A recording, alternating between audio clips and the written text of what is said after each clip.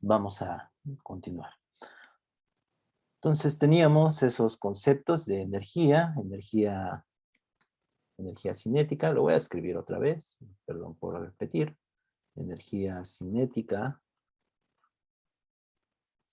de una partícula con masa y es mv sobre 2, mv cuadrada sobre 2. Energía, si una fuerza es conservativa, bueno, vamos a poner antes el teorema de energía-trabajo. El teorema de energía-trabajo. Este teorema es más general, ¿sí? Porque involucra cualquier tipo de fuerzas, no necesariamente conservativas, ¿sí? Lo que me dice el teorema de energía-trabajo, pues es que el cambio de energía potencial es igual al trabajo total que actúa sobre una partícula, ¿sí? Donde trabajo, pues lo definimos de manera muy general, de una posición R1, una posición R2, de la fuerza, en este caso sería la fuerza resultante, pero en general definimos el trabajo de una fuerza como el producto punto de la fuerza por la diferencial del desplazamiento integrado de una posición inicial a una posición final a través de una curva C. Depende de la curva, ¿no? Nunca he sabido bien cómo poner esa C, pero se la pongo ahí al lado, ¿sí? A veces en algunos libros le ponen la C aquí. Quizá podemos escribir esa. No es un círculo. Cuando se trata de un círculo, cuando ustedes vean un círculo en esa integral, es que es una trayectoria cerrada. Pero se puede poner C nada más, ¿sí? Es una curva C.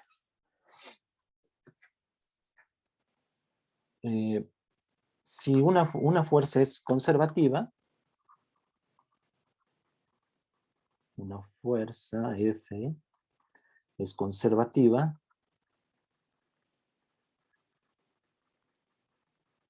si el trabajo es independiente de la trayectoria, o voy a ponerlo, si W es independiente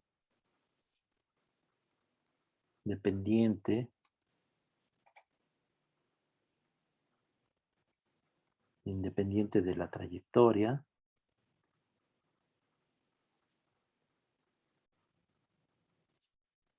o si existe una función, una energía potencial, si hay una energía potencial o una función,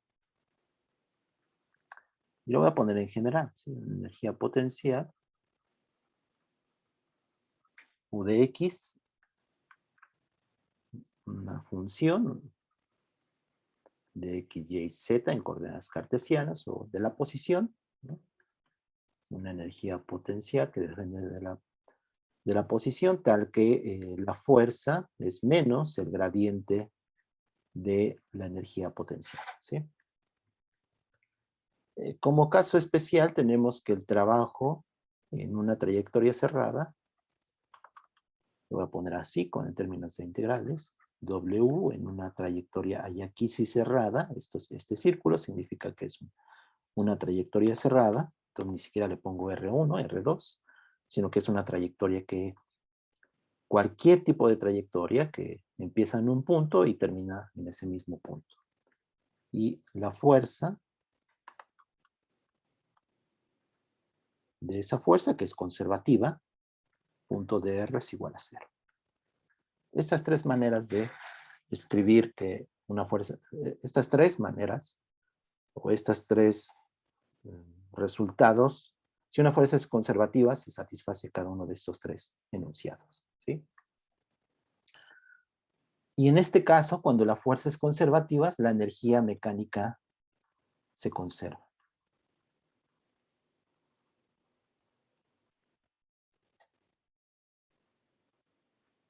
Les voy a redoblar.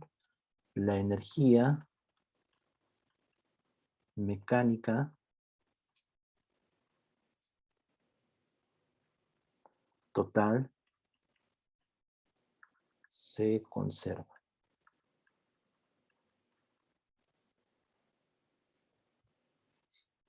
Y la energía mecánica, pues la definimos como la energía cinética más la energía potencial. Sí, esto es constante. Se conserva, eso significa. Eh,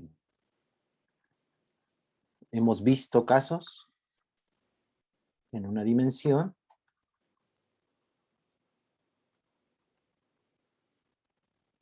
si tenemos una fuerza constante.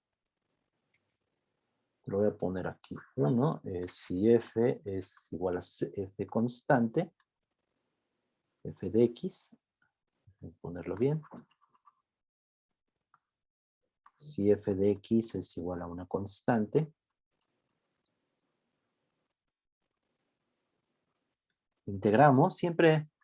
¿Cómo encontramos la energía potencial? A través de una integración. Lo voy a subir, lo que hemos hecho. Aquí está. La energía potencial se encuentra integrando, ¿no? Tenemos esa relación entre la energía potencial y la fuerza, que es la derivada. Lo voy a poner.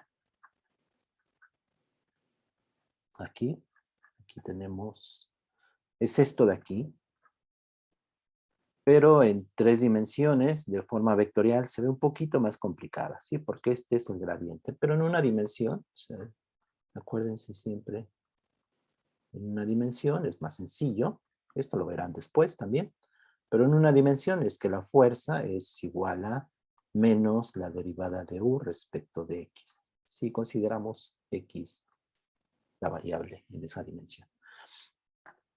Entonces, la energía potencial, como se encuentra, pues integrando menos la fuerza en X de X. De una posición inicial a una posición final, o vimos que siempre hay una constante adicional, ¿sí? Entonces, en este caso, la energía potencial es menos la fuerza F0X más una energía potencial 0, que es una constante arbitraria. Siempre la energía potencial se mide respecto de una constante arbitraria, que yo elijo con cuánto vale.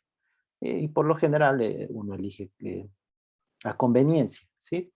En este caso, por ejemplo, si la fuerza es constante,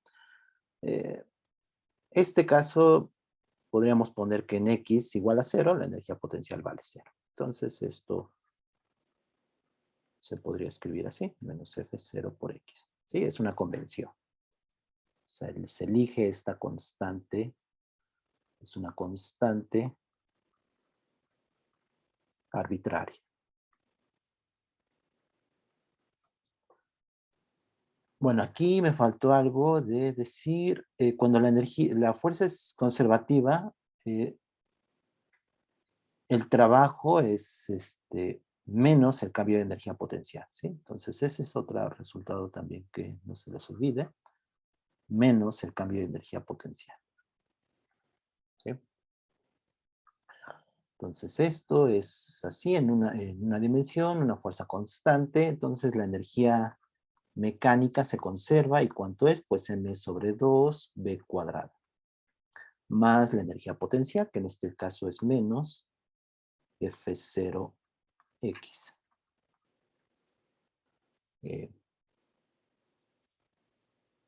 El trabajo, lo voy a poner aquí también, el trabajo es menos el cambio de energía potencial y sería menos, si es menos F0X, con este menos se cambia, entonces va a quedar positivo y lo podemos escribir así. F0 por X2 menos X1, ¿sí? Sería el trabajo de una posición X1 a una posición X2, lo puedo poner aquí. El trabajo de X1 a X2. Así lo puedo poner.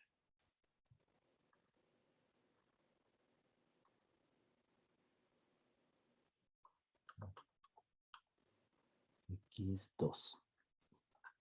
Vimos otro ejemplo y es la ley de Hooke, ¿sí? Entonces la ley de Hooke también es una fuerza conservativa, es menos Kx, eligiendo el origen como la longitud natural del resorte, es la fuerza, es la ley de Hooke, es una fuerza restitutiva. Y la energía potencial integrando, pues encontramos que es un medio de kx cuadrada, ¿sí?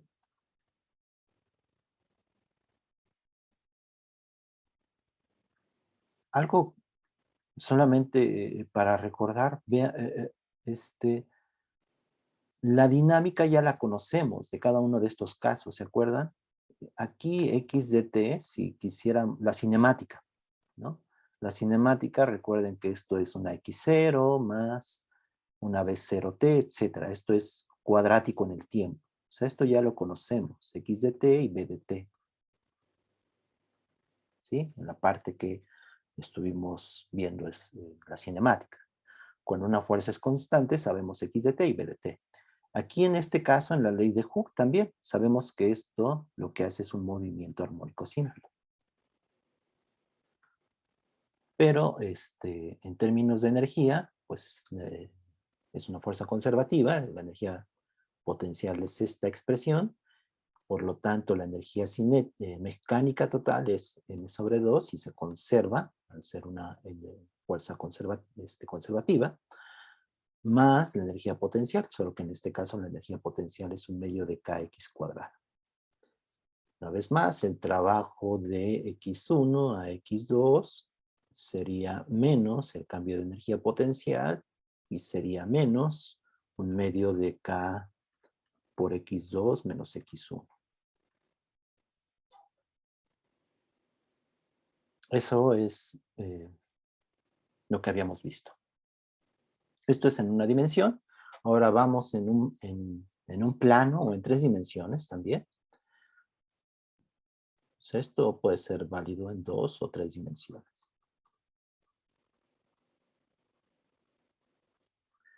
Si la fuerza es constante, también hay una energía, también es una fuerza conservativa. ¿Sí? Vamos a ver dos casos. Una fuerza constante, la cual ya conocemos, un caso particular, que es el peso. ¿Sí? Y el otro va a ser la fuerza central, una fuerza central. Entonces vamos a poner como primer caso el peso. Vamos a poner el peso y ahorita lo generalizamos para cualquier fuerza constante, pero en 3 dimensiones. ¿Sí? Es un vector constante. Entonces el peso sabemos que elegimos de manera convencional estos ejes, este sea X, este sea Y, y voy a poner este Z. ¿Sí? Entonces ya tenemos 3 dimensiones. Pero sabemos que el peso está en esta dirección, así lo escogemos, ¿no? Por convención. Ponemos una G indicando que hay un peso. Entonces sobre un objeto, cualquier objeto que tengamos de masa m, tenemos su peso, que es mg. Lo voy a poner así. No importa qué trayectoria siga este objeto, puede ser un tiro parabólico, o cualquier tipo de trayectoria, debido a otras fuerzas, lo que me interesa es el peso, la fuerza del peso, que es mg. Es conservativo, o sea, el peso es una fuerza conservativa. Es una fuerza conservativa.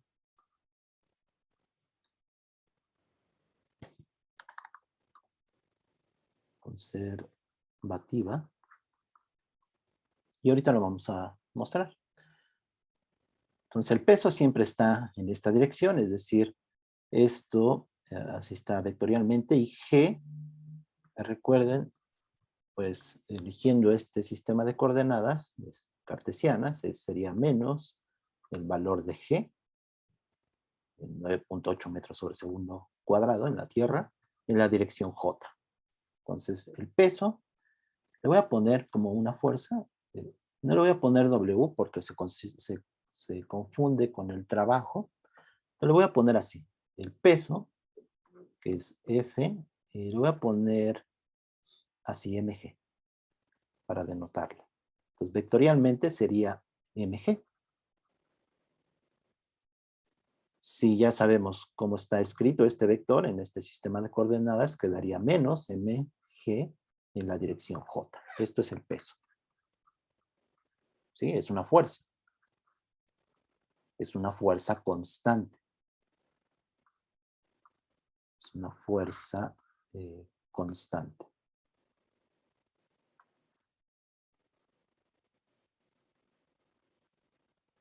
Entonces, para demostrar que es una fuerza conservativa, pues podríamos tratar de ver quién es la energía potencial, ¿sí? Es una función que depende de X, Y, Z, ¿sí? O sea, estamos ya en 3 dimensiones. O calcular el trabajo y ver que solamente depende de la posición inicial o la posición final. Ambas son equivalentes, ¿sí? De hecho, si lo ponemos así en términos de la energía potencial, ¿sí? Esto de aquí que escribí, esto de aquí, en 2 o 3 dimensiones lo escribiría así. Entonces, la diferencial de la energía potencial, es decir, voy a calcular la energía potencial. Si lo logro, pues ya la hice, ¿no? Ya encontré esa energía potencial, esa función, y puedo decir que es una fuerza conservativa. O sea, ya lo sabemos intuitivamente, lo hicimos para varios ejemplos. Entonces sería menos la integral de R1 a R2 de la fuerza punto de R, ¿sí? Y este R1 y R2 pueden ser cualesquiera. R1 va a ser, lo voy a escribir así, X1, Y1 y Z1.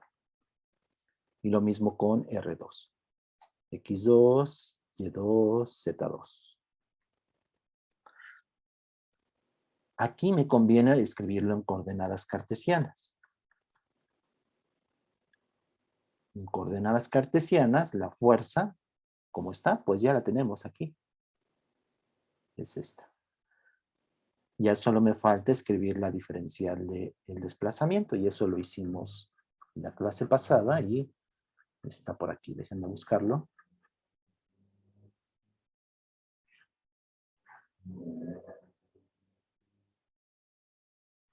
Aquí está. ¿Sí? Escribimos la diferencial del desplazamiento en coordenadas cartesianas y en coordenadas polares. Entonces, en coordenadas cartesianas es esto. Es muy sencillo, es de X en la dirección Y, de Y en la dirección J y de Z en la dirección K. ¿Sí? Entonces, dr, donde dr es de X en la dirección Y, más de Y en la dirección J, más de Z en la dirección K. Entonces hago el producto punto, ya sabemos cuál es la fuerza y cuál es la diferencial del desplazamiento, y el producto punto, pues vean que se cancelan en Y y en K, en X y en Z, porque solamente tenemos la componente en la fuerza en la dirección J. Entonces tenemos que F del peso punto dr es menos, porque hay un menos aquí, que es el producto de mg, la componente en J, solamente tiene esa componente, y aquí pues con X se cancela y con Z se cancela porque no tiene esas componentes. Y solamente tenemos la diferencial en Y. Y es eso, es un producto punto, ya no es un vector. Entonces el trabajo, o la diferencial de la energía potencial, vean que es el trabajo, esto de aquí es el trabajo con signo negativo. Entonces va a ser de R1 a R2. O sea, estos siguen siendo vectores porque son las coordenadas X1, Y1, Z1. ¿Sí? Por este menos de aquí es menos mg por dy. Pero esta integral en realidad x y z no le interesan, no depende de esas variables, solamente en y. Entonces este menos con este menos se me vuelve positivo y me queda mg, la diferencial en y, de y1 a y2. Y eso es la diferencial de la energía, esto es mg por Y2 menos Y1. ¿Sí? Esta es el diferencial de la integral de D1, ¿sí? La integral de Y1 a Y2. Entonces este lado, siempre que integren la energía potencial, esto déjenlo y a final de cuentas va a ser U, la energía potencial. En este caso es una función de Y. Entonces esto es una U0, ¿sí? Una energía potencial inicial, arbitraria, esa constante arbitraria, más MGY. MGY2 menos Y1, ¿sí? O si lo quieren ya poner como una función de Y, pues elijan una, Y cualquiera. O sea, la convención, para que no cambiemos el signo, dejemos variable Y2 y Y1 pues una variable inicial, ¿sí? Que se pueda absorber en esta U0. Entonces U0, la energía potencial va a ser U0 más Mg por Y. Cualquiera de estas dos, ¿sí? Simplemente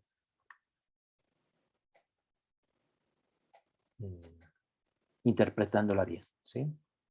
Esta es la energía potencial del peso.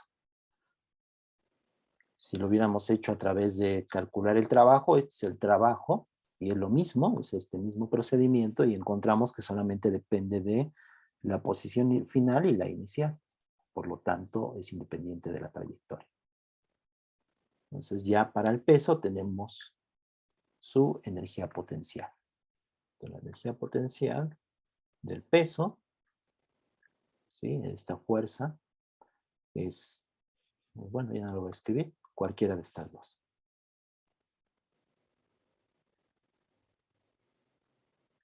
Vean que esto se puede generalizar. O sea, si tenemos X, Y, Z, lo voy a dejar así como están en estos ejes, X, Y, Z.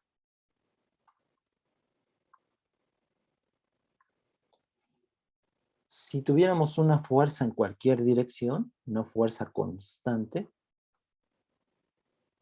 pero ahora es un vector, F0, o sea, ya no es como en una dimensión, que era F0 constante, F de X, en una dimensión X, en una sola dimensión, ahora es un vector, ¿sí? Entonces en principio tiene componentes, vamos a pensarlo en un plano, en el XY,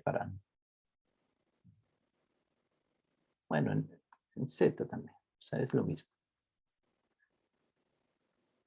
Entonces esta fuerza es constante, entonces tiene tres componentes, que sería F0X, lo puedo escribir así, en la dirección Y, más F0Y, en la dirección J, o sea, son sus componentes, pero son constantes, más F0, Z en la dirección K.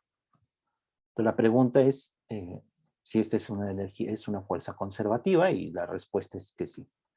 F0 constante siempre es una fuerza conservativa, es una fuerza conservativa.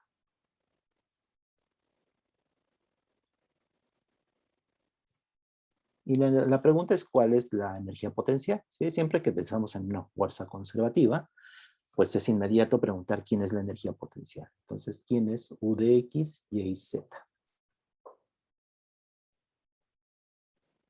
¿Cómo escribirían esta energía potencial? Un poco inspirados en lo que hicimos con el caso del peso, que es un caso particular donde solamente tiene una componente en J, que sería menos mg. Fíjense que la energía potencial es, bueno, una U0 siempre, pero es el factor de la fuerza, la componente de la fuerza, con el signo cambiado, porque hay un signo es un signo negativo entre la energía potencial y la fuerza. Entonces es la coordenada Y por la componente de la fuerza. Entonces, la energía potencial, ¿cómo la escribiría? Pues esta sería la energía potencial, siempre U0 es una constante arbitraria, siempre hay una constante arbitraria. Y esta es la energía potencial y pueden verificar, o sea, verificar que el trabajo es independiente de la trayectoria es un poquito a veces más complicado, pero lo pueden hacer. O hacer el gradiente de U y ver que es menos la fuerza, ¿sí? Y recuerden que este gradiente, este es como un operador, este es un operador, es como un vector, a veces en algunos libros le ponen hasta el hecho de que una rayita encima para denotarlo como vector. Lo voy a dejar así, a mí me gusta ponerle esa rayita, pero sería un vector de componentes derivada parcial respecto de X en la dirección Y, más la parcial de Y. Bueno, este paréntesis se lo voy a borrar, no es necesario. Más la parcial de respecto de Y en la dirección J y más la parcial de Z en la dirección K. ¿Sí? Entonces, lo que ustedes le pongan aquí, de este lado, es un operador, pues le aplican esta reglita. ¿Sí? Si le ponen esta función de este lado, pues va a ser derivar todo esto respecto de X y me va a dar F0X. Esta U0 es constante. Solamente va a quedar X, ¿sí? Pero hay un signo negativo. Entonces, de hecho aquí es negativo. Aquí esto va a ser negativo, ¿sí? Si se dan cuenta, nos faltó el signo. Menos, menos y menos, ¿sí? Para que sea consistente con este menos. Entonces lo pueden verificar y les va a dar la fuerza, ¿sí? Esto de aquí, el gradiente es un vector. O sea, el gradiente es un operador diferencial que recibe una función escalar. Esto es un escalar. O sea, recibe una función en R3 o en en cualquier dimensión. En física, pues en general en R3. Y lo que devuelve es un vector. Entonces pueden comprobar esto fácilmente. Entonces vamos con otro caso. Y es el de una fuerza central.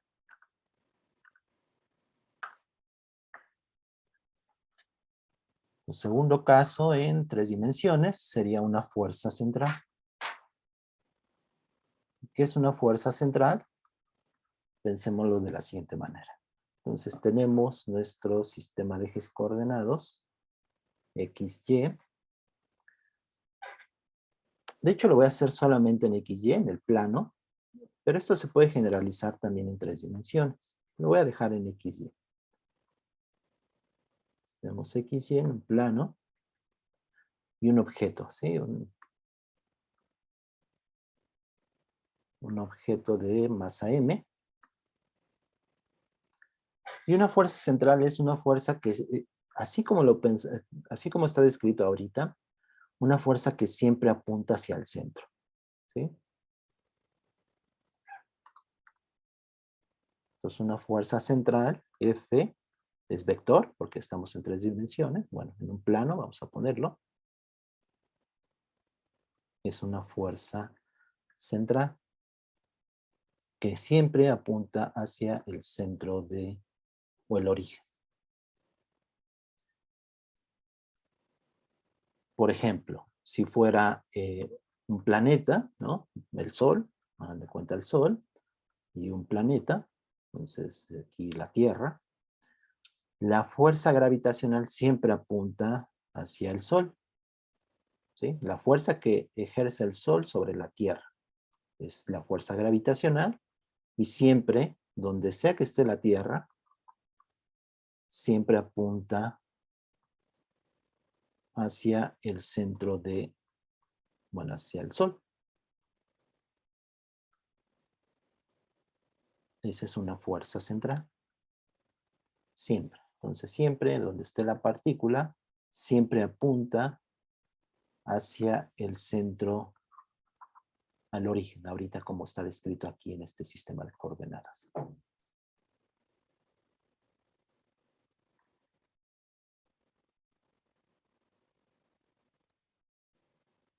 puede cambiar en magnitud. Bueno, de hecho cambia en dirección, dependiendo de dónde está la partícula. Pero además, esta fuerza, su magnitud, depende solo de la distancia del origen a donde está la partícula. Entonces, esa distancia, aquí lo conveniente es usar coordenadas polares. Entonces, esta distancia es R, ¿sí? Del origen a donde está la partícula. Entonces, esta fuerza se puede escribir de la siguiente manera. Una función que solo depende de la distancia en la dirección radial. Recuerden que los vectores en coordenadas polares, pues ese es este vector radial. Por eso es muy conveniente este sistema de coordenadas para fuerzas centrales. Siempre apunta en la dirección donde está el objeto. Esta es una fuerza central. Depende su magnitud solamente de la distancia entre la partícula y el origen, y está en la dirección del origen a donde está la partícula. Esto también sucede para, como acabamos de ver, en el sistema gravitacional. Es un caso especial, o sea, la fuerza gravitacional entre partículas. Después lo vamos a generalizar, y es simplemente que no necesitamos que sea directamente al origen, sino que si tenemos dos partículas, siempre la fuerza está en la línea que los une. ¿Sí? Eso es equivalente a esto que estoy haciendo aquí, pero por ahora nos conviene ponerlo así para hacerlo de manera más sencilla. Poner el origen como el centro de atracción si fuera una fuerza gravitacional. Pero hay más, ¿no? Esta es la fuerza gravitacional, la fuerza eléctrica, por ejemplo. La fuerza eléctrica entre dos cargas, ¿no? Voy a poner la magnitud de la fuerza gravitacional, solamente lo voy a poner, bueno, sí lo voy a poner en términos vectoriales, sería menos G por el producto de las masas, si este es M y este es M, minúscula. Y este es mi centro, este es mi origen, ¿sí? Para simplificar por ahora. La fuerza eléctrica, pues serían cargas, esta carga Q y una carga aquí Q minúscula, pues aquí fíjense que va a depender de, bueno, aquí me faltó entre R cuadrada y en la dirección radial. Aquí la fuerza eléctrica pues va a ser positiva o negativa, va a depender del signo de las cargas. Y aquí hay una constante eléctrica y es la carga Q por Q, el producto de las cargas entre la distancia y al cuadrado y en la dirección radial, ¿sí? ¿Cuál otra? Por ejemplo, la fuerza del resorte. ¿Sí? Si pensamos en un resorte unido a un punto fijo, pero ya en un plano, por ejemplo, ¿sí? Si tenemos aquí un bloque de masa m, pero ya está en un plano, o sea, no en una dirección solamente, sino que esto se puede mover si este es y y este es x, pues puede moverse con cierto ángulo y con cierto radio. Entonces, en este caso, la fuerza del resorte la podemos escribir como menos la constante K del resorte por la distancia, ¿se acuerdan? Por R, sería esta distancia, la distancia radial, la que estoy poniendo aquí también, en la dirección radial. Entonces, la fuerza del resorte, que es esta también. Estas tres lo satisfacen y hay más, ¿sí? Esto es una fuerza central. Estas son fuerzas centrales. Entonces, en este caso, voy a mover esto de aquí. También podemos comprobar que es una fuerza conservativa. Lo vamos a hacer en un plano, pero en 3 dimensiones también se puede hacer. El problema en 3 dimensiones es que tendríamos que usar coordenadas esféricas y introducirlas y ver sus propiedades. Y quiero ahorrarme eso. Ya vimos quién es dr en coordenadas polares. La diferencial de r es lo único que necesitamos. Es este de aquí. Entonces, en coordenadas polares es la diferencial de R en la dirección radial y R de teta en la dirección polar. Entonces, memorícenlo y ahorita lo pongo aquí abajo.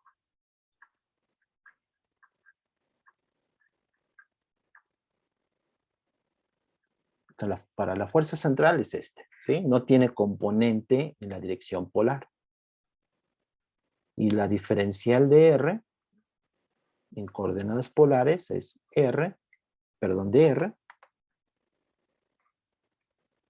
en la dirección radial más R de teta en la dirección angular o polar. Entonces, F punto dr, bueno, vamos a calcular la energía potencial. Entonces, du es menos la integral de R1 a R2, y aquí R1, si usamos coordenadas polares, pues va a ser una distancia R1 y un teta 1. Y lo mismo con R2. Va a ser R2, o sea, esta distancia R está cambiando, ¿sí? Conforme se está moviendo la partícula. Y un ángulo teta 2. Y es menos la fuerza punto dr.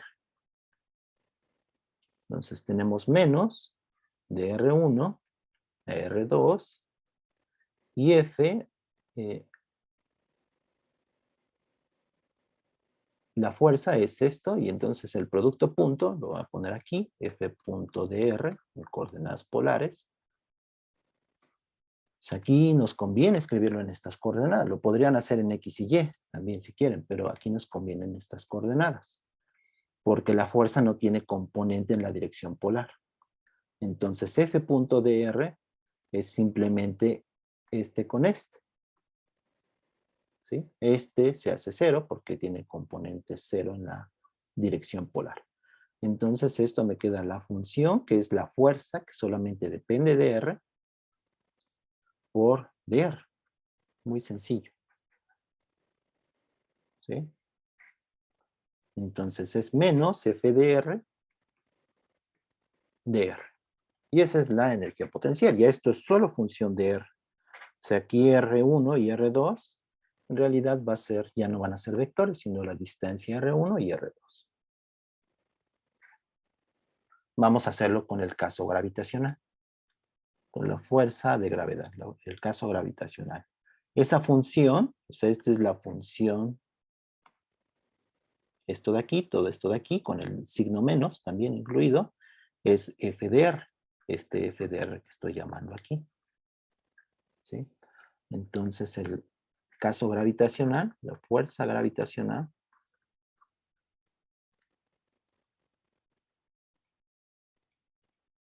tenemos que F de R,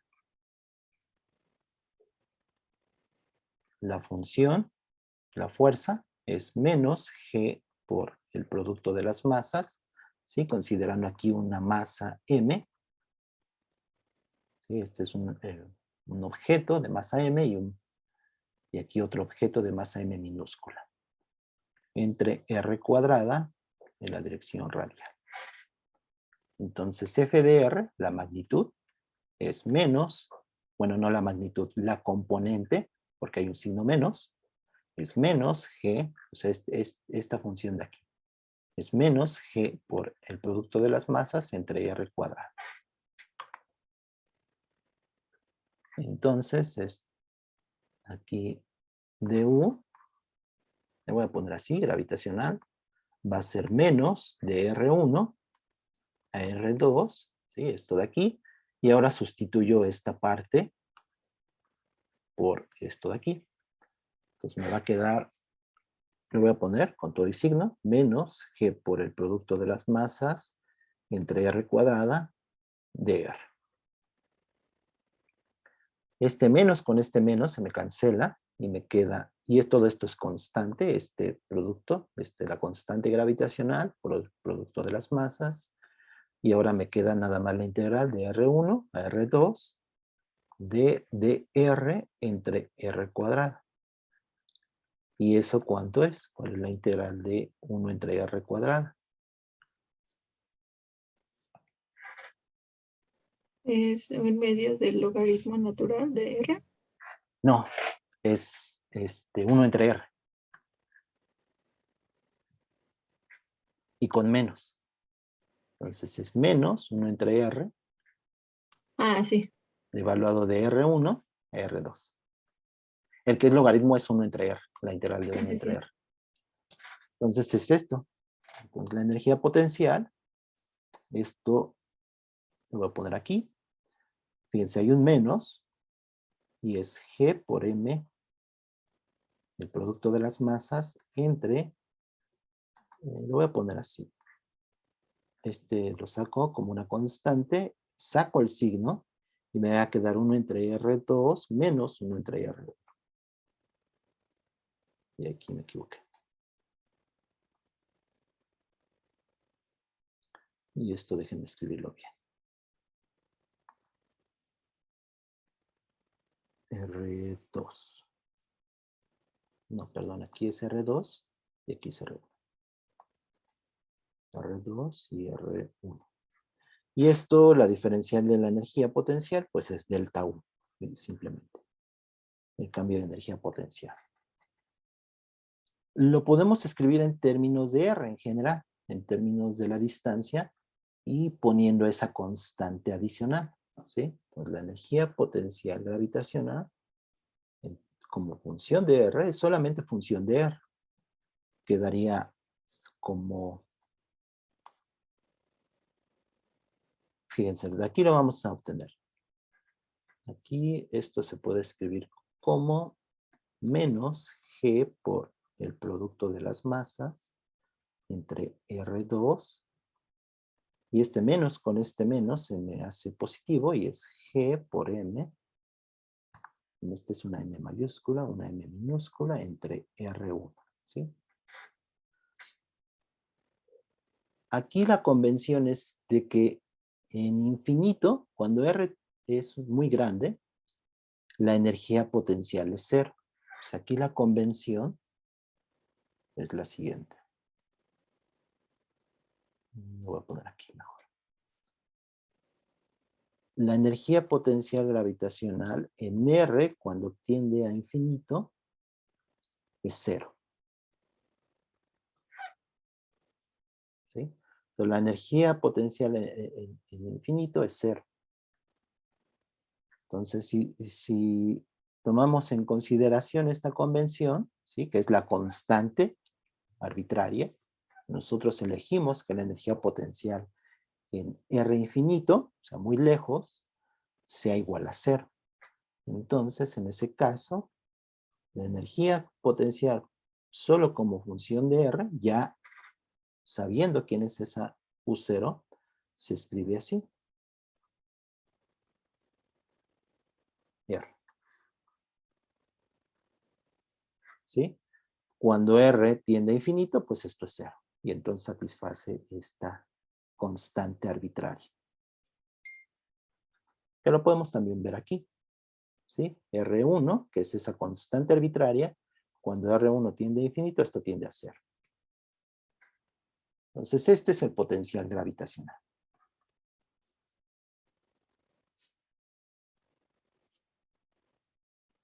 Solo depende de la distancia. Y lo hicimos en un plano, pero esto es válido en 3 dimensiones. ¿Sí? En 3 dimensiones. O sea, es un resultado general. De hecho, el potencial electrostático de la fuerza eléctrica también es parecido. En vez de G por el producto de las masas, es el producto de las cargas y una constante eléctrica. Esta es una constante, lo escribí muy rápido, pero es una KE. Esta es una constante eléctrica. ¿Sí? También como en el caso gravitacional, pues también hay una constante de por medio para la fuerza. Bueno, entonces pensemos que es un objeto de masa m, y aquí un objeto de masa m, unidos por, bueno, no unidos, sino que interactúan a través de la fuerza gravitacional.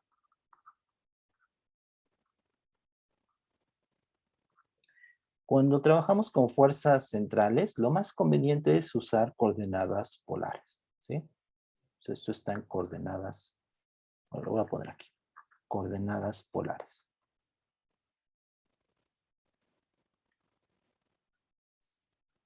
Polares. En realidad se pueden usar en 3 dimensiones. Coordenadas polares son en 2 dimensiones, en un plano. En general podemos usar coordenadas esféricas, poniendo además otro ángulo, ¿sí?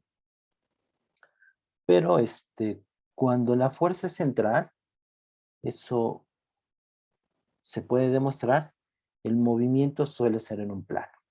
Entonces eso se reduce a coordenadas polares. Porque hay una cosa que se conserva y es el momento angular.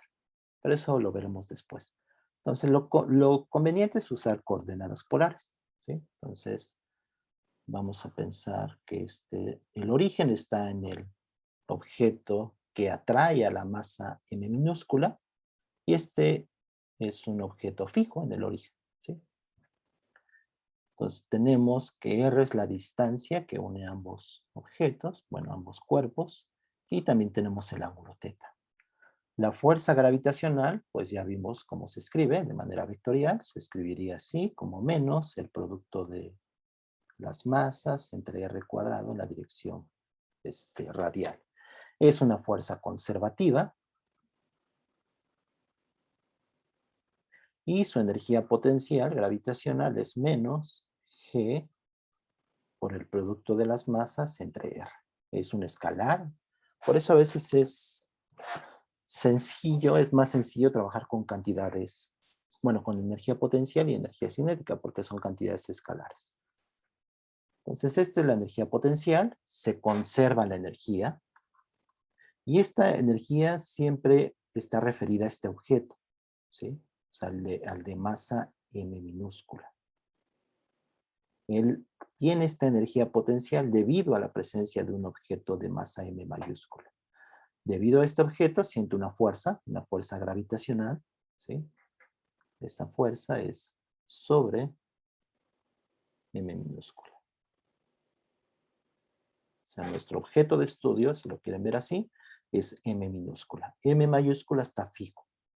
Y simplemente es ahorita un centro atractor de la fuerza gravitacional. Entonces conserva la energía.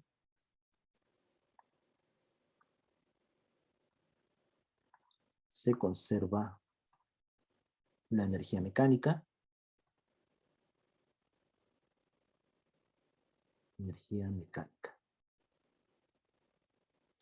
¿Y cuánto es en este caso la energía mecánica? Pues m sobre 2 v cuadrada más la energía gravitacional. Y lo voy a escribir explícitamente. Sería m sobre 2. Y ahora v es en un plano, porque estoy usando coordenadas polares. Entonces, si se acuerdan, en este caso el vector velocidad, o sea, este es un vector. Se lo he omitido, pero este es un vector. Y el vector velocidad en coordenadas polares se escribe como r punto. Recuerden que aquí las coordenadas es r y θ. Entonces es r punto en la dirección radial más r θ punto en la dirección polar. Entonces v cuadrada sería r punto cuadrado más r cuadrado, el cuadrado de cada uno de las componentes. θ punto cuadrado. Por lo tanto, la energía cinética en coordenadas polares me quedaría m sobre 2 y v cuadrada sería r punto cuadrado más r cuadrada θ punto cuadrado. Más la energía potencial, que es menos g por el producto de las masas entre r.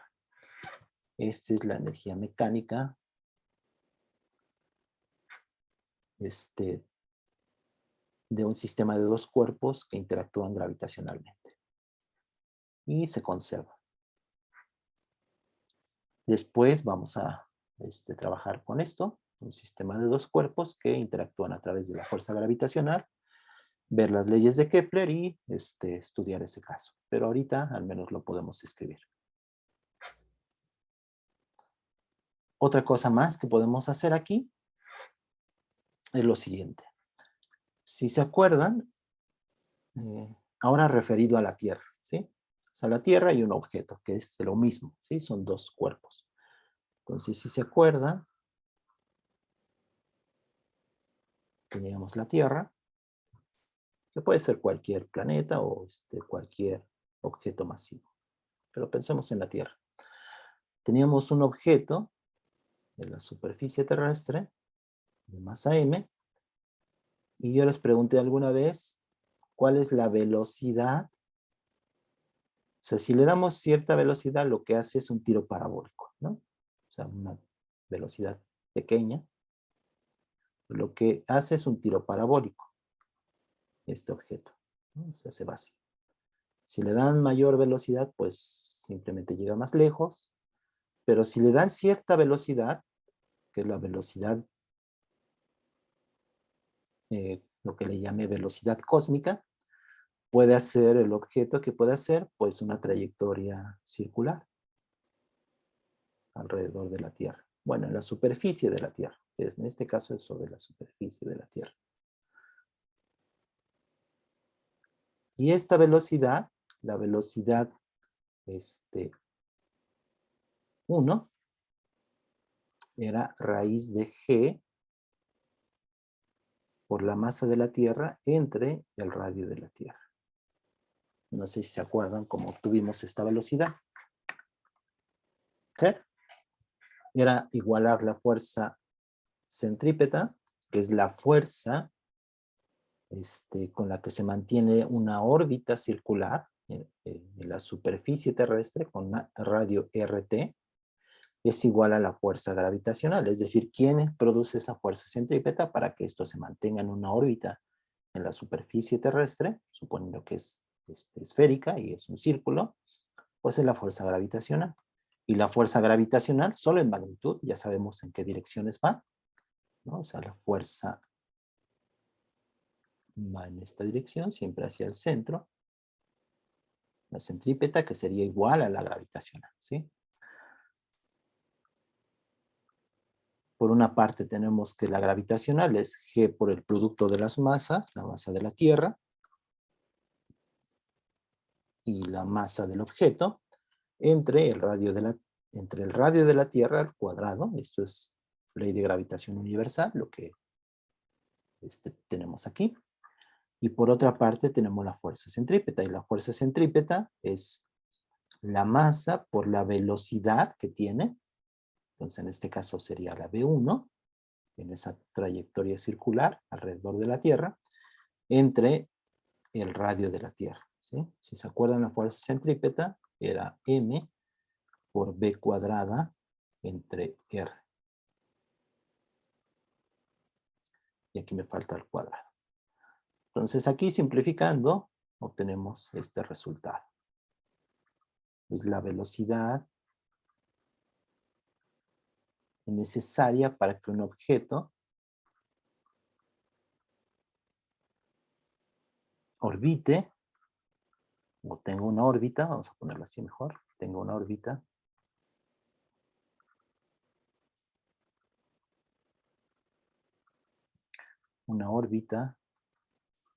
alrededor de la Tierra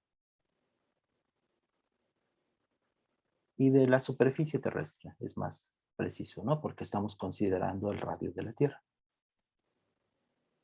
Alrededor de la superficie terrestre.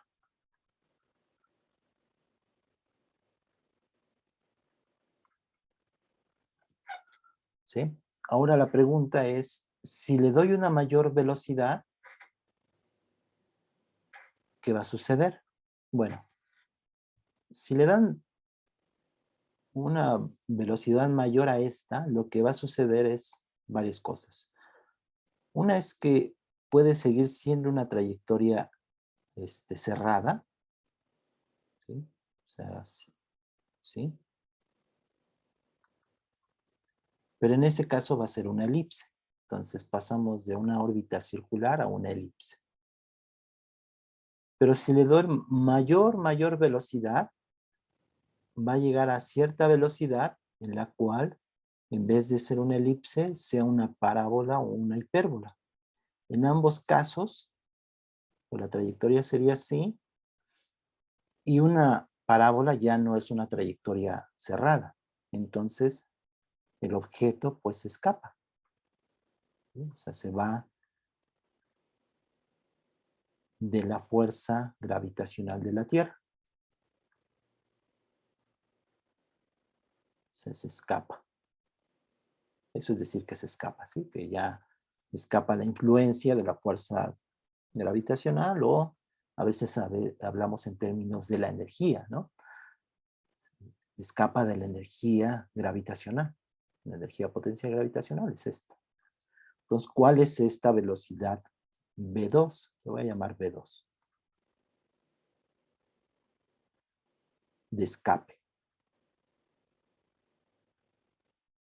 Esta V1 no es de escape, es una velocidad que realiza una trayectoria circular. Pero ahora podemos calcular esta velocidad V2 de escape. ¿Cuál es esa velocidad V2? Las expresiones de la energía. Nos vamos a suponer que está en la superficie terrestre, ¿sí? Entonces, en esta posición, donde está aquí, ¿no? Entonces, R es precisamente el radio de la Tierra. Déjenme borrar. Entonces, al inicio, tenemos la condición al inicio aquí y después al final. Entonces, la condición inicial es en R igual al radio de la Tierra. O sea, todo depende de la distancia de R, ¿sí? Teta no me interesa porque vean que en la energía potencial solamente depende de R. Esa es la gran ventaja. Entonces, la condición inicial es en R igual al radio de la Tierra, y para que escape, ¿cuánto va a ser R? ¿Qué ponemos como condición? Queremos que se vaya muy lejos y no regrese. Pues que R tiende a infinito.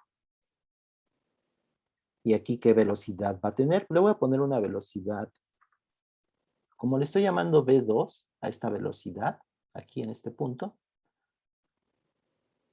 solo para diferenciarla de esta V1, ¿sí? Que es la velocidad para una trayectoria circular. Entonces aquí en V2, ¿sí? Y a este le voy a llamar una V, ya sé cómo lo voy a poner, le voy a poner una V infinito, ¿sí? Entonces, por conservación de energía,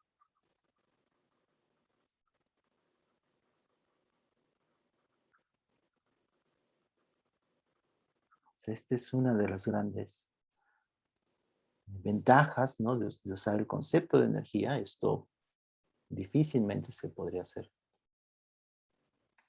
como estábamos haciendo la mecánica, en función del tiempo. Bueno, a lo mejor sí, pero de manera complicada. Pero es muy sencillo. Entonces, por conservación de energía, ¿cuánto es la energía mecánica total aquí? Le voy a poner E2 y aquí la energía en E infinito.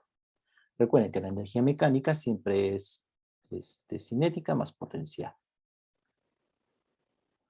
Entonces, por conservación de energía, en E2 es igual a E infinito.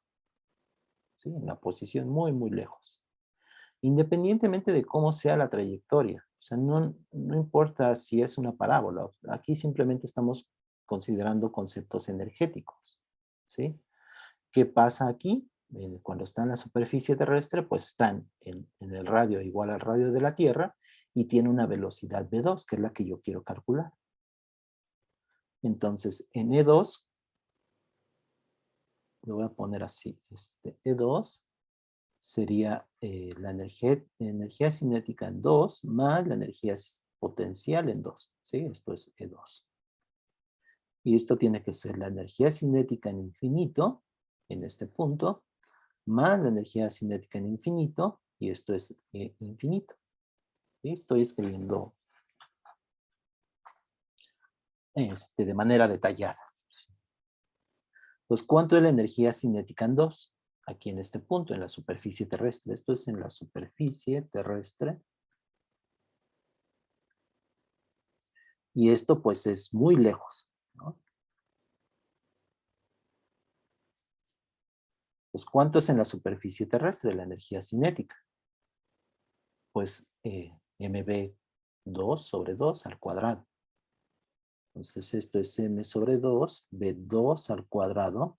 ¿Y cuánto es la energía potencial? Aquí en R igual a el radio de la Tierra. Pues ya sabemos que es menos G por el producto de las masas entre el radio de la Tierra. Pues esta es la energía potencial. Y la cinética es esta. Digo, aquí lo escribí en términos de coordenadas polares, pero esto no le hagan caso, esto lo vamos a ver después. Simplemente lo escribí para ponerlo, pero en algún momento lo vamos a usar. Entonces, ahorita me interesa usar esta expresión. Es m sobre 2, la velocidad v2, que estoy denotando esta velocidad, escape al cuadrado, menos la energía potencial en este punto. Esto es igual a la energía cinética en infinito, muy lejos. Le estoy llamando v infinito, entonces es m sobre 2 v infinito al cuadrado. Más la energía potencial en infinito. ¿Y cuánto es la energía potencial en infinito?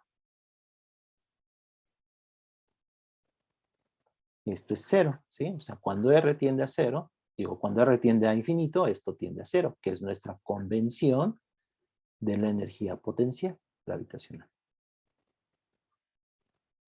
Entonces, ya de aquí puedo obtener la velocidad v2.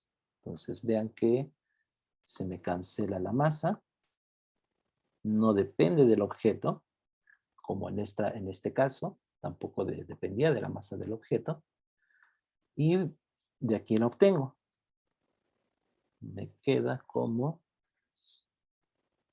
Voy a despejar. Entonces, b2 al cuadrado me queda como... Fíjense que hay un 2 por que va a pasar multiplicando. Y aquí tengo b infinito al cuadrado sobre 2. Y este menos pasa como positivo y es g por m. Vamos a ponerle la masa de la Tierra, que es lo que estamos considerando, entre el radio de la Tierra. Y esta es la velocidad en infinito. Perdón, esta es la velocidad que tendría aquí para tener esta velocidad en infinito. Esta velocidad en infinito podemos hacer que tienda a 0, es decir, que llega muy lejos y llega con velocidad 0. ¿Sí? Podría llegar con cierta velocidad, o sea, esta podría ser una velocidad límite con la cual llega, pero es claro físicamente que esta velocidad pues va a ser pequeña conforme vaya alejándose de la energía potencial gravitacional o de la fuerza gravitacional de la Tierra. Entonces tomamos ese límite de b tendiendo a 0, o sea, esta b infinito que sea 0. Entonces este término se me cancela y eso es lo que se define como la velocidad de escape. b2 sería, ya aquí simplificando, sería raíz de 2g por la masa de la Tierra entre el radio de la Tierra. Y esta sería la velocidad de escape.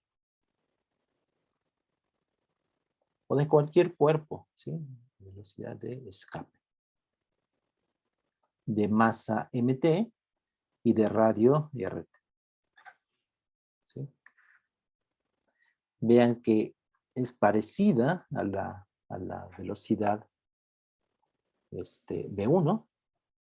Esto se le suele llamar velocidad cósmica, primer velocidad cósmica, y esta segunda velocidad cósmica, la de escape. Sobre todo en astronomía, en esa área. Vean que nada más es un factor de 2. Bueno, raíz de 2. Entonces, B2 es raíz de 2, B1. ¿Sí? Esta es la velocidad de escape.